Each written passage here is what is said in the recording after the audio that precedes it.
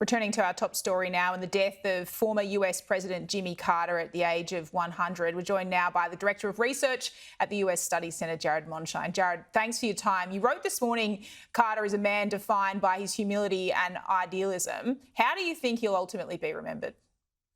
I think that's exactly right. He was one who was born into humble beginnings and was idealistic from day one. And in many ways, that supported his winning the presidency in 1976. But it also, I think, helped to contribute to his losing the presidency in 1980 to Ronald Reagan. As much as he was humble and idealistic, Americans, by the end of his term of office, were in many ways tired of his approach and especially his idealism and the lack of sort of ownership of some of the key issues of the day, and ultimately led to a landslide victory for Ronald Reagan in 1980.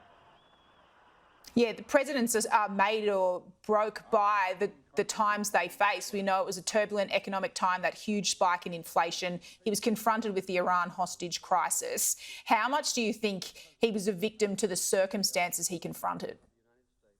That's a great question, because in many ways you could say yes, he dealt with some challenging events, but he also, in my view, only won the presidency because of challenging events. There are a number of crises that were occurring at the time of his winning the election. So you had the oil crisis, you had the Watergate scandal. But then you also had the end of the Vietnam War, which was, and all of these issues in many ways led a lot of Americans to question whether the end of the American era of power and strength was over. And so I think that the fact that he was able to be an outsider, this peanut farmer from humble beginnings who spoke plainly and directly, I think really won him the presidency. But then once in office, as you said, there were a number of events that occurred. But some would say that those events may have been precipitated by his own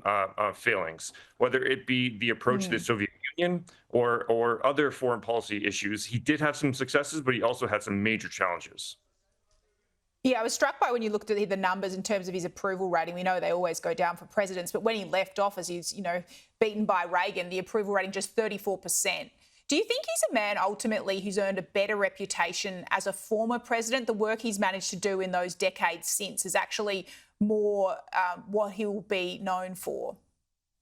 I think in many ways he did set the modern standard of what a former U.S. president could do. Let's not forget he won office when he was quite young, so he had a lot of life left to live after he left the White House.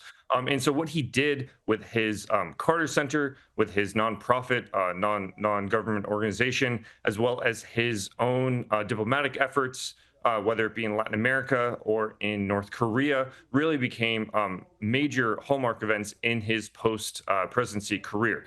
With that said, I think as much as he has been lauded for his work on Habitat for Humanity and building homes and doing lots of nonprofit work, he also was seen as a source of frustration by Republican administrations in particular, given his pretty explicit criticism of them, including the Trump administration and the George W. Bush administration, both of whom were sort of the target of a lot of very direct attacks by the former president.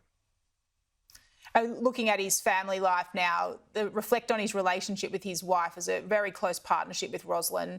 I was really touched by that anecdote I saw today. He was asked basically to stay in hospital because he was so unwell, and he said no, he wanted to go home, just sit holding Rosalynn's hand. How important is that relationship, the very close bond he clearly had with her?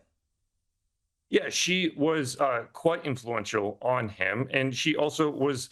He famously said that it was the best decision he ever made in his whole life was to marry her, regardless of all his other political accomplishments.